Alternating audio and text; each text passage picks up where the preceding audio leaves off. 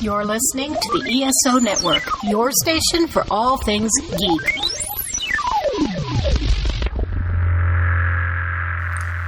Let's get spooky.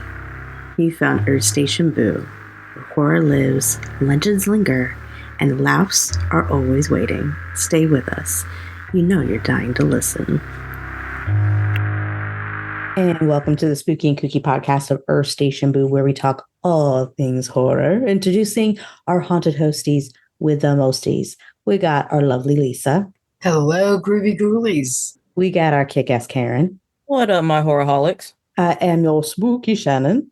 And today we are going to be talking about the legendary classic Universal horror monsters. So let's get spooky. Are you a horrorholic?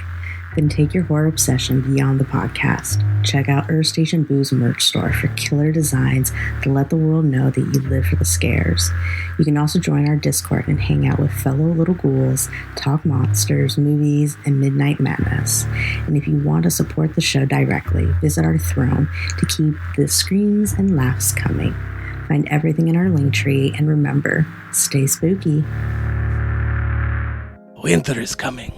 Prepare with a fine cigar and listen to the Cigar Nerds podcast.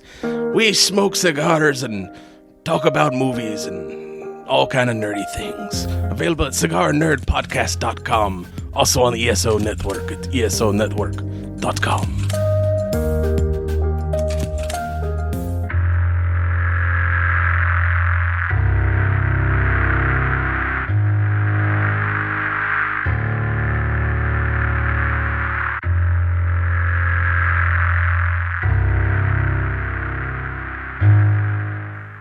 The golden age of horror is also Universal's rise to fame when it comes to horror monsters and the classics. It did start in the 1920s with Hunchback of Notre Dame. They did also have a silent film of Phantom of the Opera, but it was 1931's Dracula that really codified horror on top of making Universal known for their horror monsters.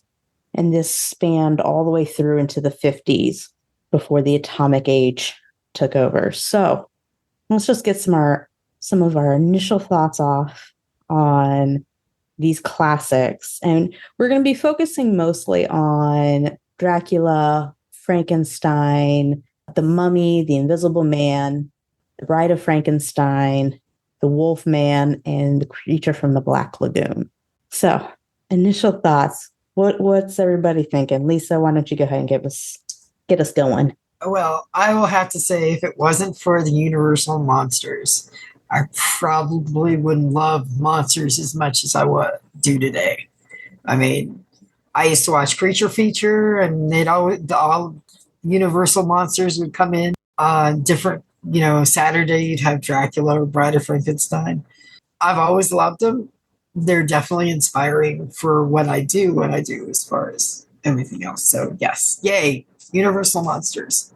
I still love them to this day. I mean, Universal Monsters is basically what I grew up on. I think it was like what every child during the 70s and 80s grew up on. And there's no denying that they were like the forerunners of what we have for special effects when it comes to monsters. I will always go back to like the practical effects of Universal Monsters because, to do what they did with what they had, chef's kiss. Oh, yeah. Yes. But I would sit and watch, Dracula, Bride of Frankenstein, not much The Mummy. And I wasn't really into The Mummy that much, but, I would sit and watch it.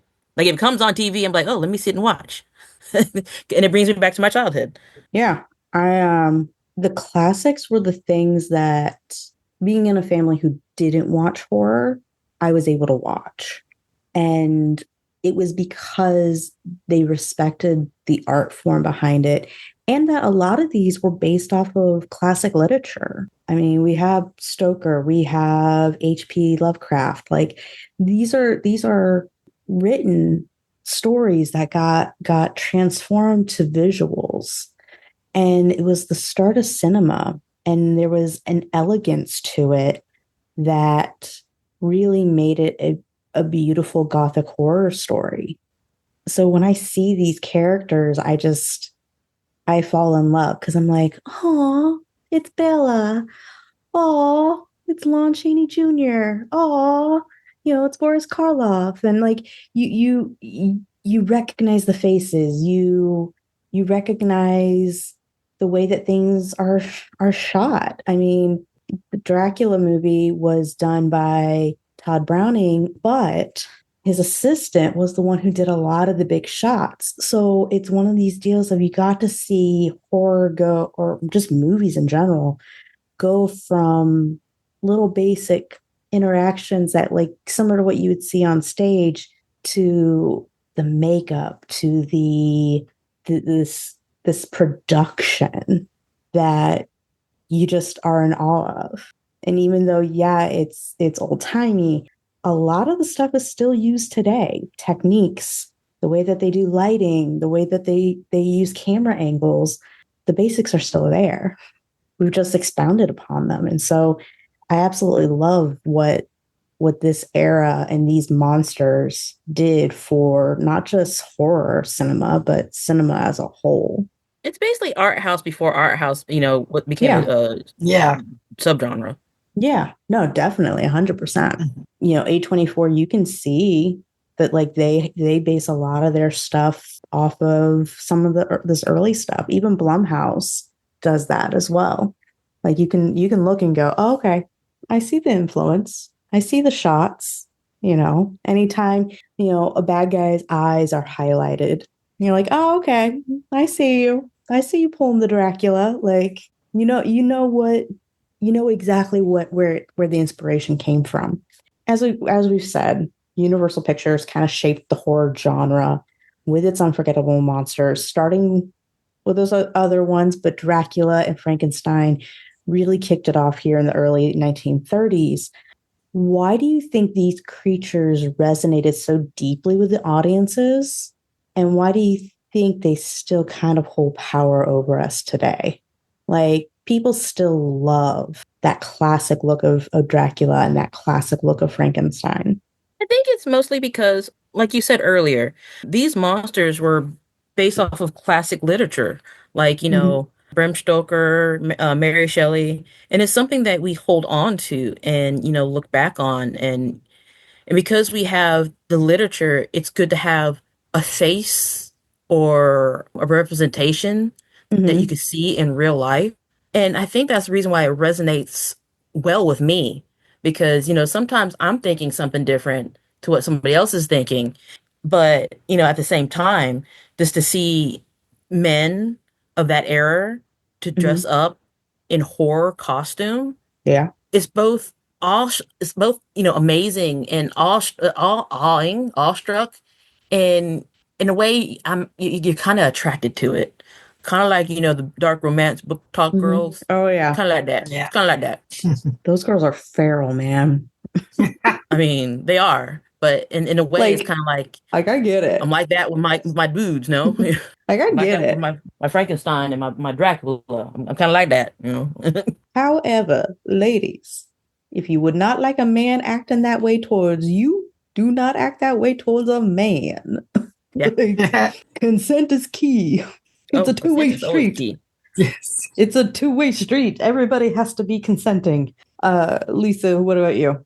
Okay, well, they're all iconic. And like Karen was talking about, it's kind of puts a face to the literature and it expounds on the imagination. And they're just class. I mean, you got mummies, you got living dead bodies that were rejuvenated with electricity. You have the blood-sucking mysterious man. You have, these creatures from the depths that, that's in this lagoon. It's just fascinating because it's not what you would expect. And it's also, it's iconic because the makeup back then is like, now we're so spoiled with CGI. Oh, that's easy. But no, when you start looking into the research and what these people had to go through to, Which we'll get into that later. But it's just something, it's like, I guess the thing is, it's so familiar and so extra worldly type of thing that it just it takes you into your childhood and puts you into this fantasy world that you wouldn't. That's the best way I could say why they were familiar with it. Yeah. Why it resonates with everybody. It's familiar.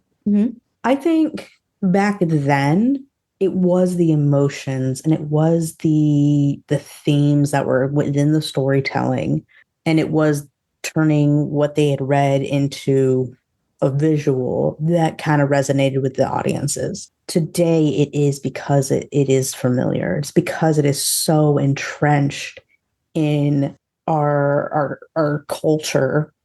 I mean, we all know a Dracula because of the Count in Sesame Street. Like one. Yeah, one horror movie. And so, like, you have that. You have us being naturally curious about the Egyptians from Tutankhamun and all of that. And so when the mummy comes up, you're like, yes, I want to know more about the mummy. Like, I want to understand all of that. And then, even with like, the Invisible Man, we've all felt invisible at some point in time. But then to be like, what would you do with that power if you had it? And then you see all the shenanigans this guy goes through and like how he hurts people and like all that kind of stuff. And you're like, huh, okay. This is why it's a bad idea to go invisible. But there's aspects of it that are just like, okay, I can get it. I can understand it. Man, it'd be a bitch to like not be able to control the fact that I turn into this wolf man thing and, run around scratching and killing people. Ooh, that's a no-go. But, at the same time, it's cool to see the transformation. And I don't know, like audiences back then, I think there was a lot of it that they liked and a lot of it looked real to them. And for us, I think it is truly because it is nostalgic, because it is so ingrained in our culture. I mean, you ask a little kid, what does Frankenstein look like? And they talk about the flat top and the pegs on the side and the stitching all over. Like, they already know what Frankenstein looks like. And they haven't really experienced Frankenstein yet, but they know. And I think that's just kind of cool how entrenched it all is in our media. So we did talk a little bit just now about how these monsters also had human aspects to them, be it Dracula's seductiveness or Frankenstein's tragic humanity and trying to learn what that is.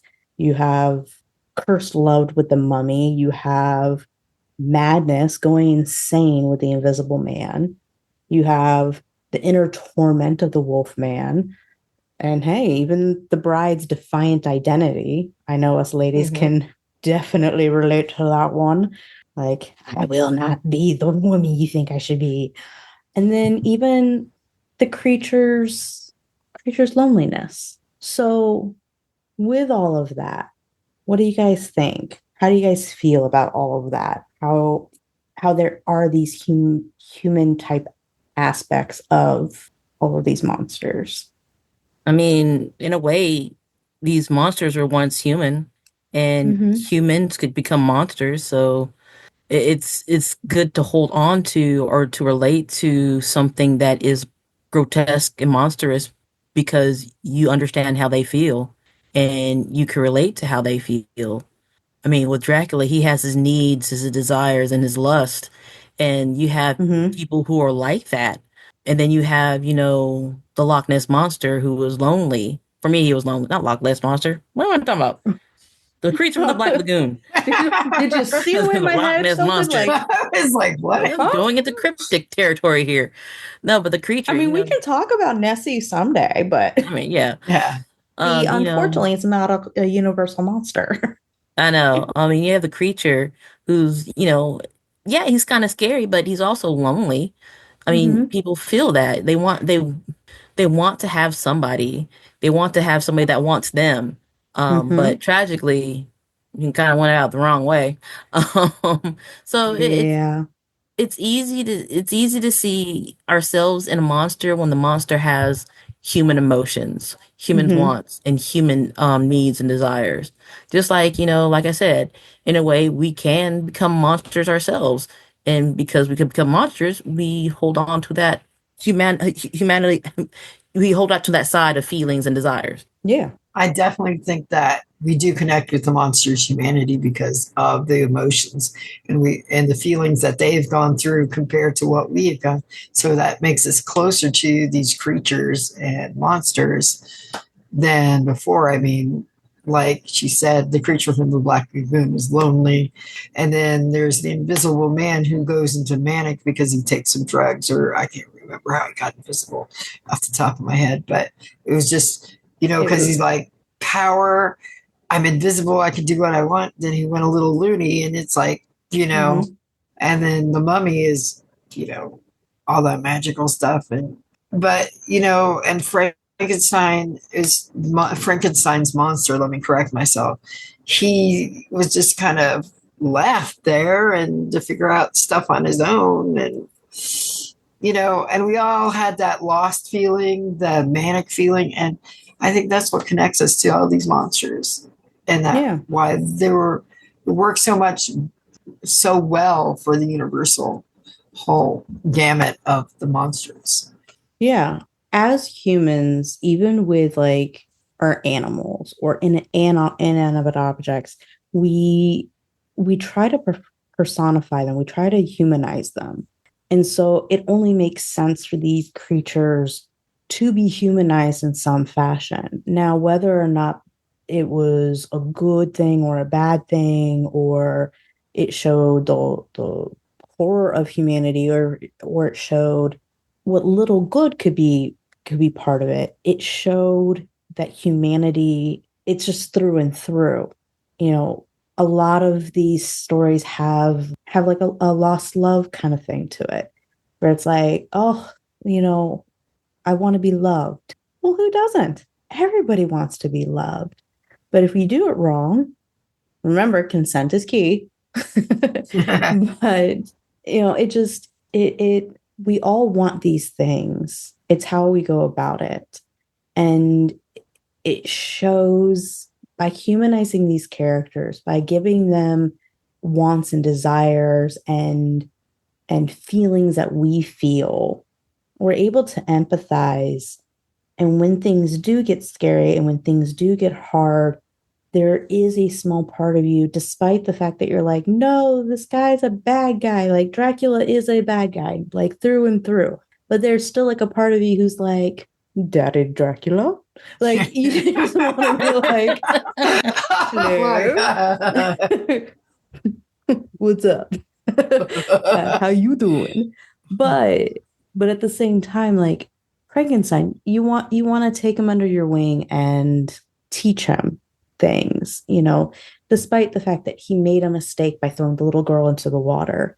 It was one of these deals of he didn't know. Why? Because he hadn't been taught.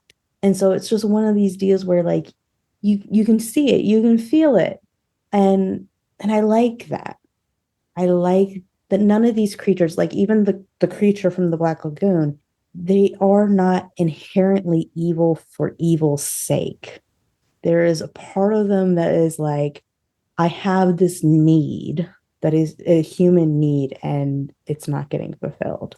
Like, I mean, think about it. Like to be a primal or primordial like being trapped under this like black goo forever and a day, and then now you're able to like go out and the world is completely different and you don't have anybody, like I'd be hella lonely too, you know? And to be invisible, yeah, you're gonna lose your marbles. It all makes sense. Like when you look at it, grand scheme of things, you're like, I can see how this happened. But at the same time, we there are consequences for your actions and there are appropriate ways to do things. Lisa, earlier you were talking about the makeup and everything like that. Mm-hmm. So let's go ahead and talk about some of the groundbreaking special effects, the iconic makeup, especially Jack Pierce's work, that he was instrumental with all of these characters. And we had the moody black and white cinematography even that gave these films very unforgettable style, very eerie atmosphere, but at the end of the day, the perfect type of storytelling for these gothic tales. So you want to start us off on that? Okay.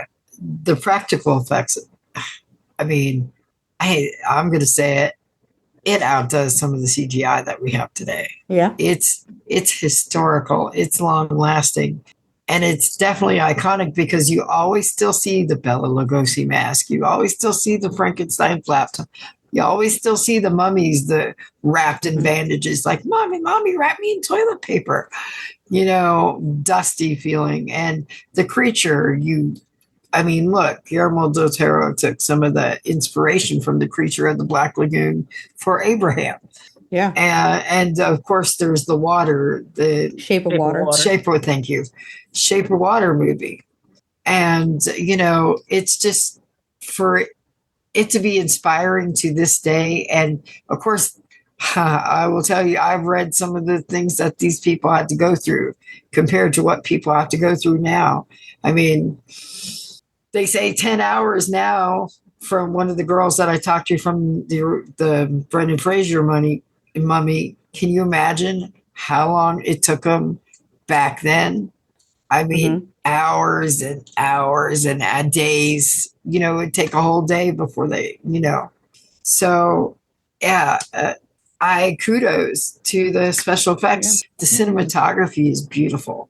I mean, I think we need more cinematography like that to set moods and everything to make it creepier. I mean, I still get kind of creeped out by some of the stuff, like in Dracula's castle. I still get kind of creeped out a little bit. Mm-hmm. And, it's just all the artwork together, the cinematography, the filming, the soundtracks, everything all together worked so well. And I cannot say anything except that if it wasn't for those films and the practicals and the Wolfman, oh my God. Mm-hmm. I remember when they started, I was fascinated with that. I'd watch it over and over again.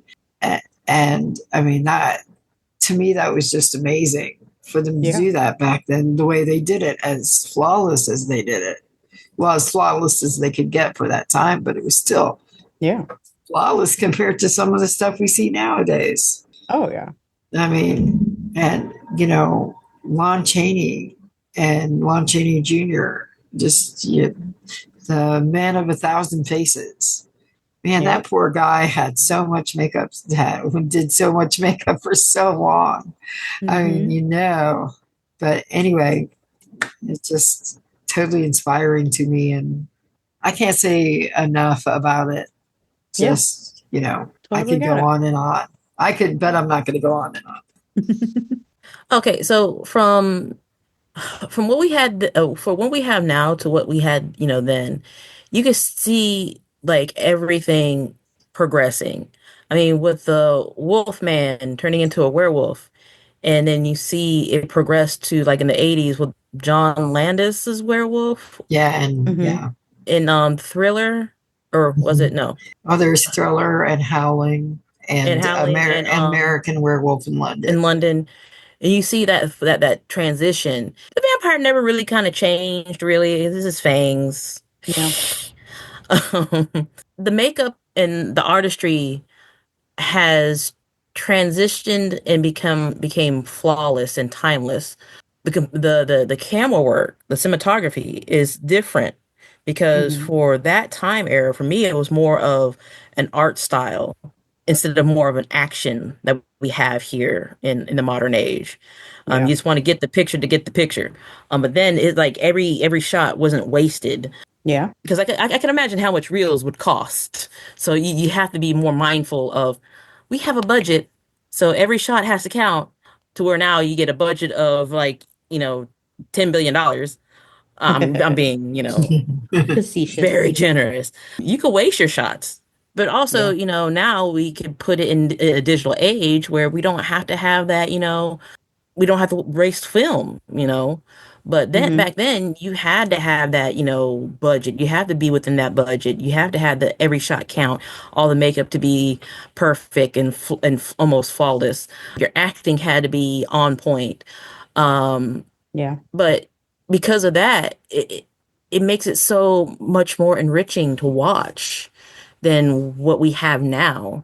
But you have like, directors like Del Toro, when he does his gothic horror films, you can see where his inspiration comes.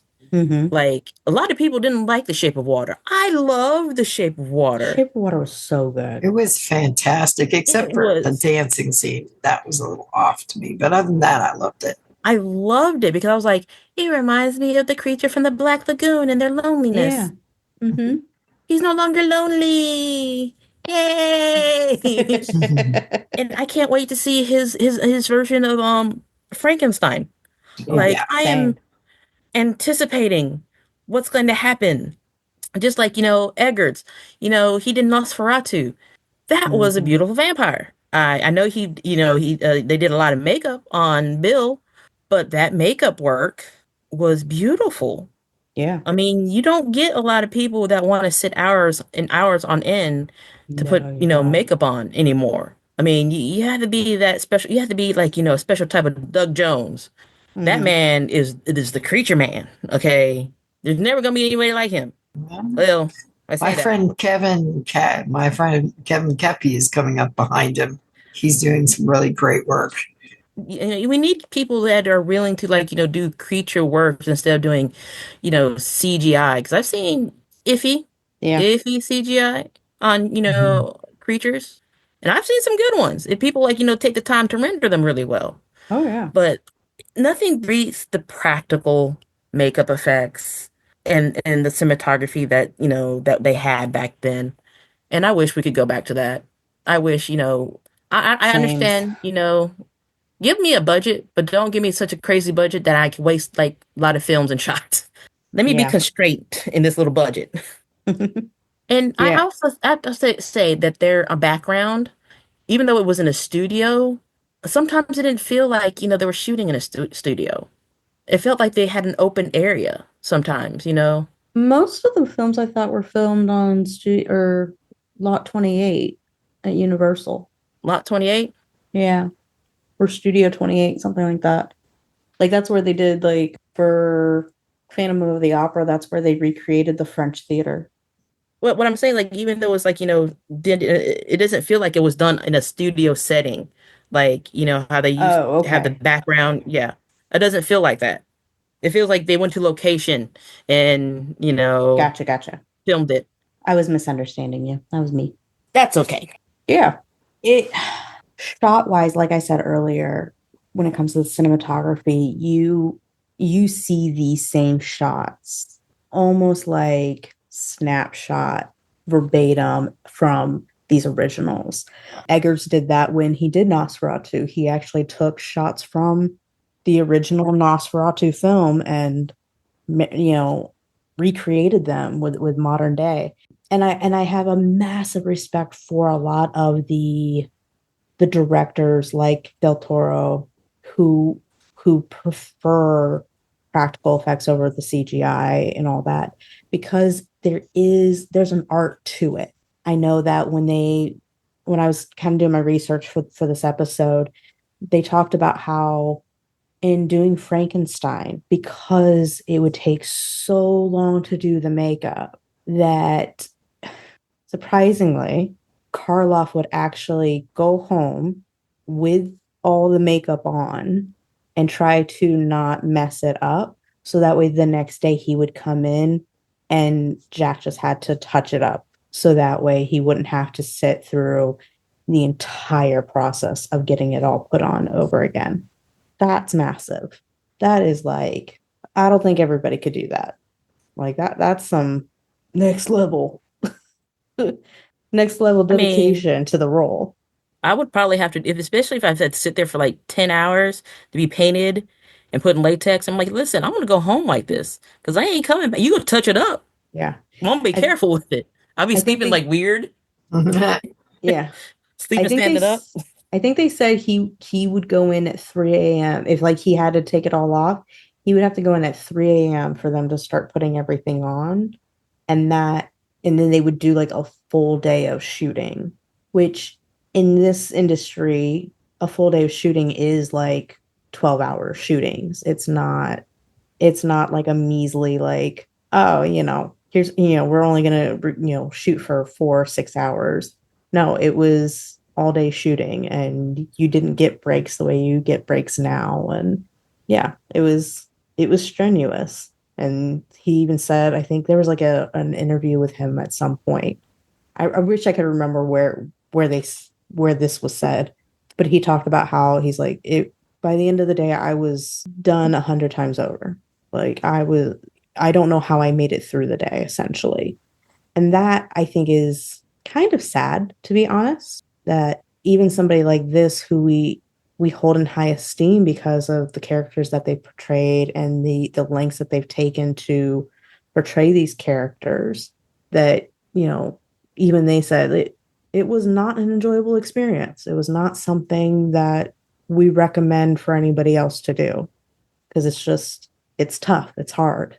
Physically, it is draining, but it was done so well. And it's iconic. It's one of those, exactly what it is. As soon as you see that, like the weird coloring, or, the hooded eyes, and the monster brow, and, even with Dracula, knowing exactly what, the widow's peak and the suit, and like you know that it's Dracula. I think they even did a fantastic job with the Wolfman, and even how the Wolfman evolved throughout the Universal era. Like, it was kind of cool to see how they went from just like sticking a bunch of yak hair all over you to, an actual prosthetic nose that looked more dog-like versus man-like. And, it wasn't just hair everywhere. It was actually strategic a little bit, and how they like really tried to make you look more animal versus man, or versus a guy who just needs to get a wax job, something like that. Yeah. But it's beautiful. And if you're listening to this and you go to Universal Studios in Orlando, I haven't been to the Hollywood one. I don't know if they do this over there at all, but in Orlando, they actually do a horror special effects makeup show. And they actually talk about a lot of this kind of stuff. They talk about how practical effects work and how a lot of this stuff was originally done. And they do actually even acknowledge how CGI has changed the game, which I actually kind of appreciated that they're like, yeah, like there's so much you can do with practical effects. There are some things that are almost impossible, and without it being like a bajillion dollars. So it is nice to have the CGI to enhance where you need it to enhance. But they do a lot of the practical effects, and it's a lot of fun. Like, I really honestly do recommend going and seeing. I see it every time I go. It's fun. You get to really kind of see like the evolution. And they talk about Bort or Karloff. They talk about Jack Pierce. They talk about Lon Chaney, both senior and junior. And so it's to know that even now, we're looking at almost 100 years later, we're still talking about it. We're still intrigued by it. We're still going, how do they do this? Because it is mind-blowing how much detail gets put in there. And I think that's what made it even more, it made it so it was so easy for us to connect, because it looks so real. I like it. Yeah. Yeah. Me too. We have kind of talked about how a lot of these monsters are more victims than villains. How do you think Universal's portrayal of these misunderstood, tragic monsters kind of helped redefine the genre and adding more of like a psychological and emotional element to these storytellings? I mean, everyone has like a tragedy to them. Mm-hmm. Like, as humans, we all have a sad story that, we don't like to talk about. But Yeah. with these universal monsters, you get to see their sadness. You get to see their victimhood. I mean, great example, Frankenstein's monster. I mean, the dude abandons his child to basically raise himself. Well, he didn't really do that in the movie. The movie, his assistant Crap, what is his assistant's name? It's not Igor. But anyways, Rafe? What's Raph? Something like that. He scares the monster off, and the monster gets lost. Okay, so the monster gets lost, Victor didn't abandon him like he did in the book. In the book, but yeah. I'm confusing the two. It's been a while. No, you're good. You're good. But still, this poor creature is alone in the world. Mm-hmm. Doesn't have any social cues, and accidentally kills a young child. Mm-hmm. Kind of reminds me of Lenny from of Mice and Men. Yep. So because of all these creatures, backstories, you get to feel to them and connect to them. It makes them three-dimensional. Very much. You see that they're not just a villain. You see they're not just a monster. There's more to them than meets the eye. Mm-hmm. And that's what I like about their storytelling, is because they decide to make their monsters three-dimensional. Yeah. They don't have a one-note trick pony. Yeah. Despite the fact that they were reusing all of these characters.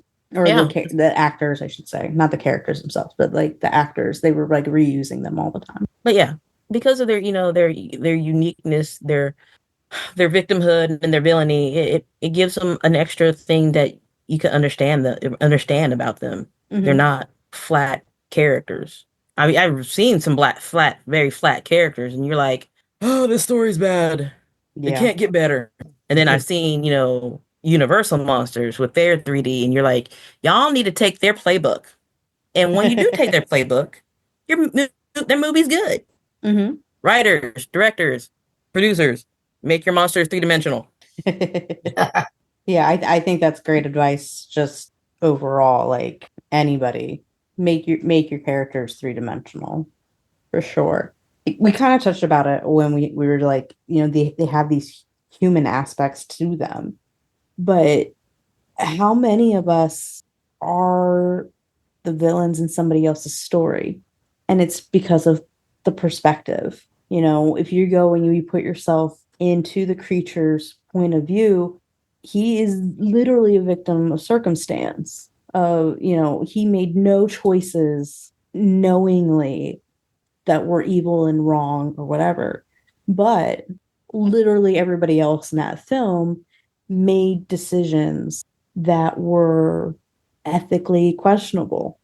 When it comes to, the Invisible Man, he basically succumbed to a substance. How many of us know an alcoholic or somebody who struggled with drug addiction or something along that line, where they delve into craziness and insanity because of this addiction? So it's one of these deals of perspective that it makes it real, because you can connect, you can see it. One of the reasons why psychological horror is so good is because it feels so real, because you can see it actually happening, or you know of something that was similar to it. And I think when I read this one book, it's about kind of like the history of horror. It talked about the reason why people kept coming back was because it was stuff that they had a hard time believing was real, but it felt so real. And it gave them that thrill. It made them feel alive. And you have to think, what all was happening during this time frame? We have the 30s, so post World War I, and then you're going into World War II, and everything that is going on in that time frame. People just wanted to feel something, and they could feel something with these characters. And it built things. I mean, even The Invisible Man had a kind of a propaganda film, which was The Invisible Man, or The Invisible Agent. That's it, The Invisible Agent. So you have like there's just so many levels to it. There's so many elements to it. So that way every time you watch it, you can see something new, simply based off of your own lived experience and what you're now portraying and seeing in the film for your own viewpoint. Does that make sense? Yeah. Cinema now, everything is an IP. You have, the MCU, you have the DCU, you have the gaming system, movies, and you have, stuff that's based off of this and that and the other. And there's always some universe, quote unquote, that these films can like live in. Universal kind of did that all on its own with these monsters, because you had the crossovers like the House of Frankenstein, but then you also had these comedy buddy films which starred these iconic characters with Abbott and Costello, like Abbott and Costello and Frankenstein. How do we think this kind of also helped cement these monsters in pulp culture and maintain their legacy beyond that? Well, with Abbott and Costello, meets Frankenstein. I actually remember seeing that when I was a kid. It brought the monsters into a different audience. Mm-hmm. So, of course, people are curious and they want to know. Yeah. So it's basically, it was kind of like they were promoting their monsters in various different, genres, and to get more people interested, which made them more iconic, because even though it was Abbott and Costello meet Frankenstein, people still, oh yeah, I know Frankenstein. Yeah. Even if they didn't watch horror. So yeah, it was actually brilliant marketing actually to do that. Oh yeah, for sure. I mean, with all these, budding, it like Lisa said, it brings them to a new audience who never would watch, a horror movie or a horror monster. But, since they teamed up with, Abbott and Costello or other, action partner stars back in the day, it makes them more approachable, easier to digest than seeing a monster doing what monsters do best, being villains. Yeah. I think not only is it broadening their audience reach, but I think it gave another aspect of just pure fun for the characters. Because even like when you watch a lot of like just their standalone stuff, they're not horrific films. Yeah, there's some like jump scares. Yeah, there's some like darkness here and there and some menacing kind of things to it. But overarching, like, there are moments that are absolutely hilarious. And I think it awakened more. It brought it to Abbott and Costello, outside of like what they did with these guys, were a comedic duo that everybody knew. You could see their face and be like, oh, I know these guys, they're hilarious, I'm gonna watch it. And so you knew that it was going to be a hit. I mean, the whole reason they even did it was because the movies weren't doing so good. But when they did, Frankenstein and Dracula meeting, or the Wolfman meeting them, and having these crossover episodes, essentially, I think it kind of gave new life in a way that people weren't used to, because it wasn't something people did. It was very much like a one and done. You tell this story, you move on to the next. Even when you look at literature, it was kind of that way. They didn't really have like these crossover things all the time. It was very much like, here's the story. Yeah, we might like continue the story, but it's not the same pattern. It's not the same equation kind of deal, if that makes sense. And so by de-horrifying these characters, by putting them with Abbott and Costello, it really did kind of retell the story, get it out of its slow equation. But because it was comedy and not necessarily horror, it made it just universal. Hence Universal. No. A form of horror. Yeah. Comedy is just another form of horror. Yeah. Yeah. I mean, we've talked about this a number of times, actually. So there has been many reboots, reinterpretations, remakes of these iconic characters, of these monsters. Like, we have the 2020 Invisible Man. We have Universal trying to bring back their dark universe and all that it entails. We had that unfortunate Mummy situation with Tom Cruise. Now, the Mummy with Brendan Fraser from 1999 is a gem. And anybody who says otherwise, there's the door. Please leave. Just saying. But how do you guys feel about like the remakes and all that. Like, what do you think works? What do you think doesn't work? What do you kind of have like hopes for when it comes to a modern retelling of these universal monsters? I think it depends on who's doing the reboot. Mm-hmm. Because Mhm. not everyone can do a decent reboot. Yeah. Like, I would say if you give, Del Toro a shot Hmm. and Eggers a shot, they will make a damn good, decent reboots. Yeah. They did like 2 or 3 werewolf reboots, Hmm. and they kind of fell flat. I watched them. I was like, Yeah. Yeah. And then I have hopes and dreams with Frankenstein. And when I found out that Del Toro was doing, I was like, you know what? Mm. I'm good. Yeah. I'm good. Yep. I know he has it. I know he has it. So it's usually it's always like on who is doing it. That's the thing. Oh yeah. If you know the director, the writer, or whatever, you're like, you know what? They have a shot because Mhm. they do horror really good. Like if Mike Flanagan was to do, The Mummy or something, because he Mhm. knows horror, he's going to do a good job. Yeah. If you don't, if you just have like an action director who primarily does action, doing horror, you're just going to get an action horror movie that's not really horror. Mhm. True. So I hold this hope in my heart that all these reboots that are coming out. I mean, I would love for Universal to do their dark series again. Mhm. I love the Dracula Untold. Oh Yeah. yeah. That was really good, and then the ball was dropped. That was really good. I would love to see Flanagan do The Invisible Man. Oh, Oh he yeah. will do a fantastic He job. did an awesome And the job. You're right. and the reason why is because I feel like H.G. Wells is kind of hard to adapt.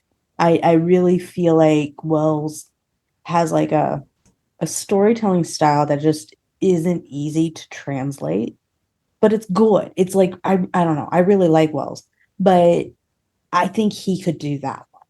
I think he would do a fantastic job.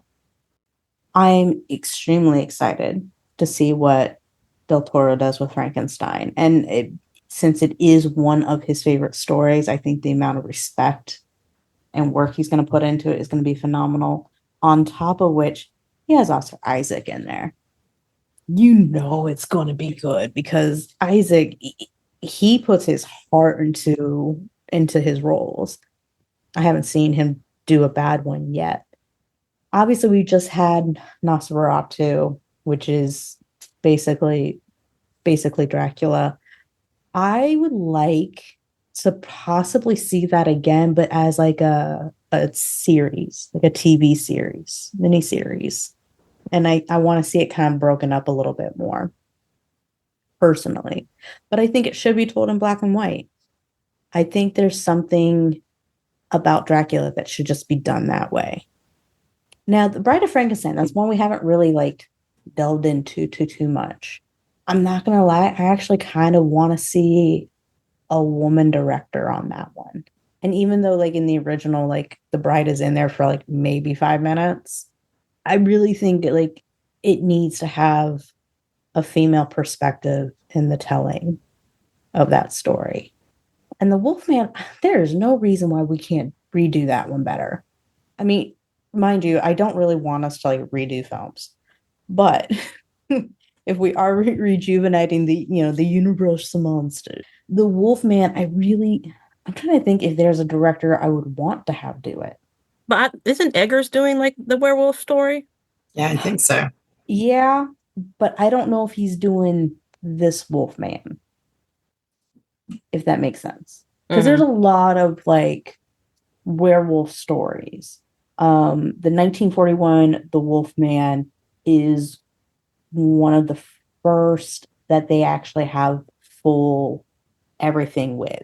There was a number of other like Wolfman, werewolf type stories prior to it, but they either have completely lost the film, only have like small segments of it, or there's only like a partial script description of it. So I don't know. I don't know which version he's doing, which is kind of where I'm like, if he does it, cool. But we also know that he's going to do it based off of folklore and mythology because that's what he does.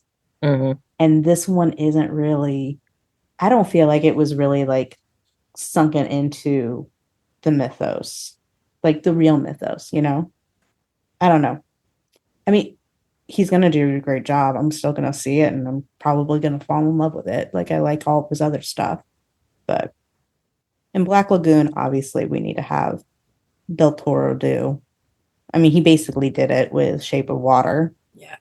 But I could see him like going a little bit more on the creature than what he did with Shape of Water. I mean, Shape of Water is basically Ape Sapien, just slightly different. I think he was like his coloring was a little different, but looks wise, he was exactly the same. Mm-hmm. So I'd be interested in that. Who would you guys like? Who else would you guys like to see as like storytellers for this new era? Ooh, I know who I would like to do the Wolfman, the guy who did Sinners. Ryan Coogler? Yeah. Yes. I think he could do a good Wolfman. Yeah. I think he would do a really good job with that story. I think he would also do a really good job with the Invisible Man. Possibly even the Mummy. I mean, at this point, I want him to do Blade. Oh, yeah. He needs to do Blade. He needs to do Blade. 100% he should do Blade. So, I know that Luc Besson is doing Dracula, which I saw the preview for it and it looks beautiful. As beautiful as any of his movies are. So I'm crossing my fingers for that. The Invisible Man. Yeah. Yeah. Crossing my fingers. Also, who else would do really good with the Invisible Man is the guy. I'm trying to remember his name, the director of Get Out. Jordan Peele? Yeah. Because he mixes sci-fi with horror so well. I think he'd do an excellent job. And you always have some kind of lesson in all his films. So I think he'd do a really good job if he took on the Invisible Man. I would love to see that. I have no comments about the Tom Cruise Mummy, except I did like the girl. I think she did a good job. And the one that was the mummy, the female mummy. I liked her. But I think they mixed matched too many characters in there, so you couldn't really focus on the story as much as you wanted to. Yeah. It had Tom Cruise in it, and I just don't enjoy him as an actor. So, like, just even seeing him on the screen, I was like, ugh. Yeah. And if it wasn't for the fact somebody else wanted to watch the film, I probably would never have seen it because I had no desire to see it. I was not in love with The Invisible Man that came out in 2020 with Kevin Bacon. No, that was Hollow Man. Never mind. Yeah, that was you're talking about the one with the chick from Handmaid's Tale. Yeah. Handmaid's Tale? Yeah. I don't really like her as an actress. I know that I'm going to get hate for that because there's so many people who do love her. But I don't know. I feel like she plays the same character and everything. So I was just like, give me something else. Like, yeah. Your lack of emotion is draining for this. Yeah. I don't know. I wasn't impressed with it. It was one of those like, how much did they spend on this? I hope they didn't spend a whole lot on this. But actually, the Kevin Bacon Hollow Man was closer to the Invisible Man than the new Invisible Man. Yeah, it was. Although I won't lie, Dark Universe at Epic Universe Universal looks amazeballs, and I can't wait to go. Yeah. I mean, honestly, like I even like the portrayals of a lot of these characters in League of Extraordinary Gentlemen more than some of like the more recent. That was such a good movie. It was such a good movie. It was such a great. I think the people who shit on it can go suck an egg. Like, like it's not that bad. It was never supposed to be this like cinematic like masterpiece. Like they never said it was. So I don't understand why people like get all up in arms. It was a really cool looking movie. They did a great job acting. And besides that, my main man, Sean Connery, was in there, and he did phenomenal. But I like the universal monster representation in there. Even, you had your Dracula, you had your Invisible Man.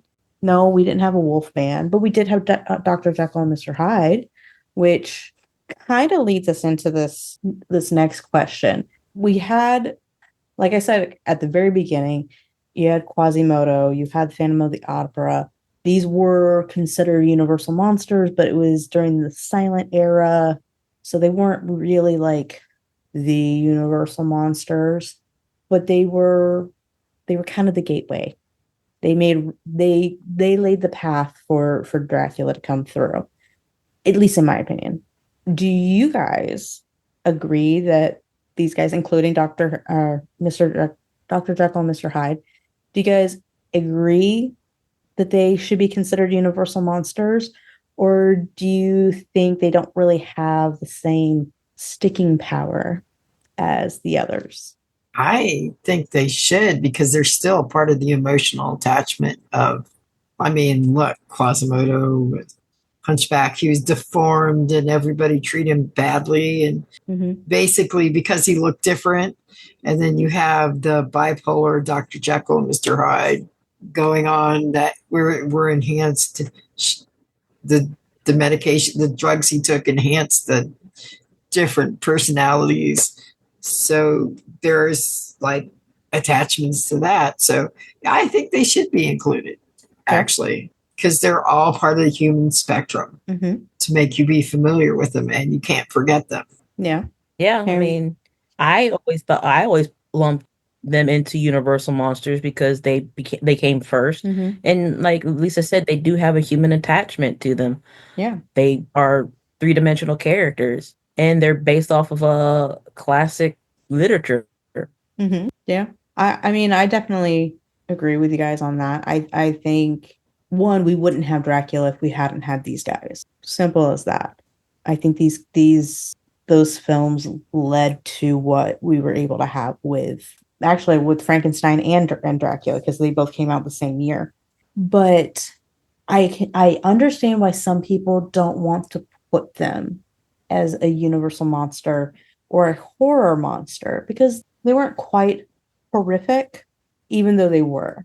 Because the Phantom of the Opera was a pretty horrific sight to see. And then Quasimodo, again, it was hard to watch, and not because it wasn't good, because it pulled those emotions throughout you. And even with Dr. Jekyll and Mr. Hyde, like, you have like this, like, the dichotomy, essentially, of humanity and monster, and it's all wrapped up in one. I will say this: Universal does believe that they are monsters, because these are characters you will find in their classic houses when they do those at Halloween Horror Nights. I know the one year I went with my friend Tina, and she's like, "Why is there a Hunchback of Notre Dame in this house?" With, I think that we had the Invisible Man, Wolf Man. I think we had the Creature. There's also the Phantom of the Opera. She's like, "I don't understand why all of these other, like, these guys are part of this." And I'm like, well, technically, they're part of that. However, I get why people don't want to call them that. But then you have, like, with the modern Phantom of the Opera with, Gerard Butler and what's his name? He was local. Why am I blanking on his name? Patrick Wilson. Okay. It's been one of those days, guys. It's okay. But you have Gerard Butler, Patrick Wilson, and it's not a horror film. It's a musical. It might teeter on adventure, or not adventure, on action, but it's not horrific. It's not horror. But yet, the book itself is actually a horror story. And the way the first movies were done, it was a horror story. I mean, honestly, what about it isn't horror? You have a man who was mistreated and labeled a monster before he really did anything, who then becomes a predator and a monster and tries to seduce and kidnap a child. Like, but I think those guys are part of it. Which Universal monster film, performance, moment, whatever, are your favorites? Okay. I like The Creature of the Black Lagoon. I liked it. One of my favorite performances is when the Invisible Man starts taking his wraps off. It's just so maniacal. And I remember when I was a kid watching it going, oh my God, and it creeped me out. It still kind of creeps me out a little bit. The Bride of Frankenstein denying the monster. It's just iconic. And Dracula, of course, when he's looking into your eyes, you see that. Just, the Mummy it was kind of gory too, and I loved it and got me into Egyptian. Yeah, there's so many different things from the different Universal movies that have just like, ooh, Lisa. So those are some of my top ones. Okay. I mean, I have to say, like, my favorite Universal monster would have to be the creature from the Black Lagoon. I think the reason why, I connect so much with that creature is because I feel his loneliness or feel its loneliness. Huh? And also, I love the makeup work. Oh my God. Like, Right. and wasn't it done by a woman? Yes, it was. So, like, although the head of the department kept trying to take credit. Bump him and the horse he rode upon. But yeah, the makeup work, like, mwah. I have to say, like, my favorite scenes. I don't know. I just love Dracula with the eyes and the smoldering look. When the Invisible Man started unwrapping his wraps, man, you just didn't know what was going to be underneath. Yeah. As a kid, like that was the first scene I saw that came on TV, and I was like, why is he unwrapping? He's a mummy. Oh my God, he's invisible. The technique for that was kind of cool too. Did you ever hear about the technique on that, Karen? No. So it was multiple shots done at like the same time, but then they had them like layered. But one of them was an all black velvet background, and the person was dressed in black velvet. Oh, so that's how they like that, the invisible look. Oh, nice. I found the name of the girl who created the creature. Her name is Millicent Patrick. Yep. Just if anybody wants to know, and there is a book out there about her too. It's a cute name. Right? And she's adorable. Actually, she's gorgeous. Yeah. But from an article I read, the guy who was like in charge of that department, he took credit for like the majority of everybody's work. And so like he would have people working for him. And so like he tried to take her credit. And she's like, hell no, I'm the one who did it. I'm taking credit. And later it turned out like there's a ton of people who are like, no, he took credit for this thing that I did. No, he took credit for this thing I did. And so he ended with a not so great reputation from trying to steal everybody's credit. That's funny. Karma. Yep. I mean, karma. There are so many moments. I mean, we get our first introduction to Clint Eastwood. His first feature film he did was a Universal monster film. We also have horror legend Vincent Price as the Invisible Man. So, we have his kind of breakout in horror. Obviously, Lon Chaney Jr., Bela Lugosi. I mean, Bela, like, he carried his monster mantle to the very end, as we've talked about in our Plan 9 episode. So it's just one of these deals of there's just too many. Like, I feel like there's almost too many to, like, say which one is my favorite, which one isn't my favorite kind of thing. I loved the mirror swimming from the creature. I think that was just so beautiful, so elegant. And it's something that kind of gets reused almost. We talked about like the eyes. They didn't just do it with Bela Lugosi's Dracula. They did it with Frankenstein as well. They did it with the Mummy. They did it a few different times. But then you have Boris Karloff, who, no matter what character he played, he did a fantastic job as that character. Even some of the ladies.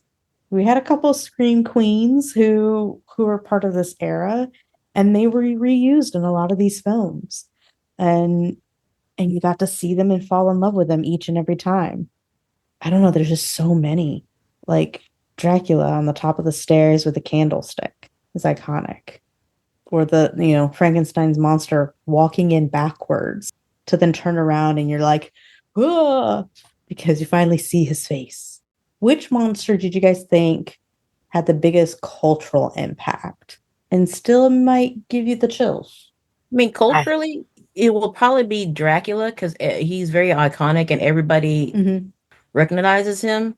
But for me, I would have to say the creature from the Black Lagoon because to this day, because of the makeup work, gives me chills. Yeah. And I don't go swimming that often in lakes. That's fair. Because I'm afraid. That's fair. Totally fair. I would have to say Dracula. Well, just it's gone through culture after culture. Everybody knows who he is. But I would agree with Karen about the creature from the Black Lagoon. I also don't swim in lakes that often, if at all. It's fair. And it still creeps me out because sometimes you see dark water, you don't know what's in there, Could be anything. See, I just don't like swimming in lakes because they're slimy from all the algae. Give me my salt water. It's not slimy. But I do like me a nice spring every once in a while. We got some good ones down here. Cultural impact, I would have to agree, is Dracula. I think it has had the most consistent impact. Like Frankenstein comes in waves, Wolfman / werewolf stories come in waves. The Invisible Man, I don't feel really has ever had like a hot moment. I mean, he's got like a little bit of like a thing there, but like it's not a very consistent or profound anything. Even the Bride of Frankenstein doesn't get a whole lot. And the creature, I feel like there's like really good attempts, but nothing sticks the way that Dracula has stuck. I think and part of it I think is because he looks like us. You can't tell when that Dracula is different until it's too late. So it's easy to do. It's easy to mesh in. And like I said earlier, like Count from Sesame Street. We're ingrained with the Count from the beginning. Like from our early years. Like even my niece loves him partially because he turns into a bat and she thinks that's the best thing ever. Vampires, man, they get to hang out quite a bit with us. So it's that time. We're going to wrap up with our final thoughts. So ladies, your final thoughts on the Universal monsters. Why do we love them? Is there any hate for them? And what do you hope for the dark universe going forward? Lisa, why don't you start us off? Universal monsters. Oh, wow.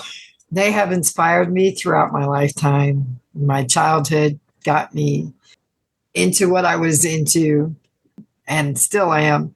I think everybody should at least watch it so they can watch at least one or two of them, even if it's not the whole universe.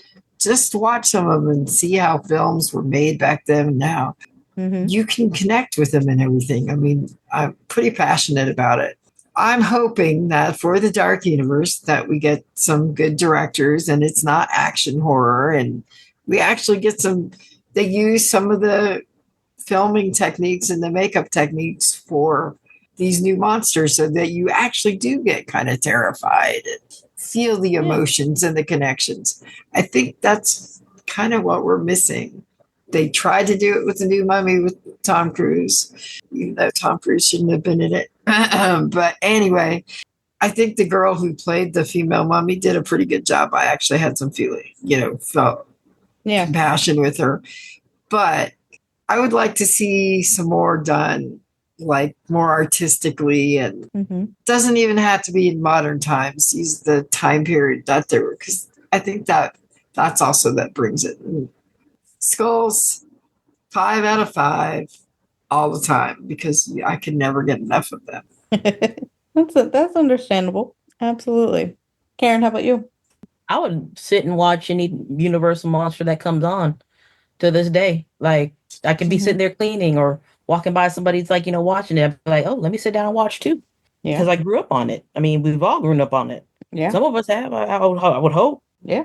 Yeah, like 5 out of 5. Come on now. Yeah. I agree.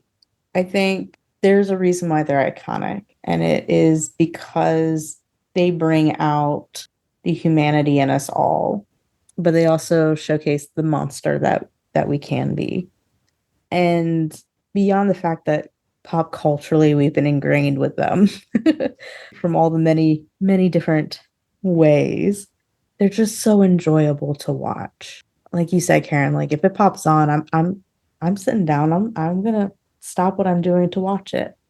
And then beyond even all of that, they're classic tales that they don't get old.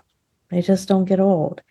I do hope that they pick the right people to make the films and not just direct, like and act in these films. Like you can have a great director, but if you don't have a stellar cast to go along with it, what was the point? So I really hope that Universal shows these IPs, these beautiful creatures, the respect that they deserve, and they highlight them the best way that they can. But our lovely little ghouls, which Universal monster is your favorite? We know that these gals like the creature, and obviously Daddy Dracula. Can't go wrong with him. But come tell us on our social media. You can find us on all the things. We are on Instagram, TikTok, X, Threads, Blue Sky. We've got a Discord that is so much fun. We have our Facebook group. You can also subscribe and rate us wherever you listen to podcasts, such as Apple, Google, Spotify, and the tube of you. Please come hang out with us there. Leave some comments. We'll talk back, I promise. But ladies, where can they find y'all at? Lisa? You can find me on TikTok. You can find me on Facebook and Instagram. All right, rock on. Karen, how about you? Facebook, Instagram, Threads, X, formerly known as Twitter, TikTok, and Reddit. Groovy. And I am Shannon. You can find me on all the things at Spill Tea Wine Media Mind. And as always, before we go, thank you. We really do appreciate you guys. Every listener, we love you so much. Please continue to share the podcast. It means the world to us. Your support is absolutely appreciated. So stay spooky, our lovely little ghouls. That's a wrap for our station booth. Thanks for listening. Follow, share, and find all our links in our link tree. Until next time, stay spooky. This has been a broadcast of the ESO Network. Be part of the crew and help support our shows by donating to our ESO Patreon or by shopping for the TeePublic store, which can all be found at www.esonetwork.com. The ESO Network, your station for all things geek.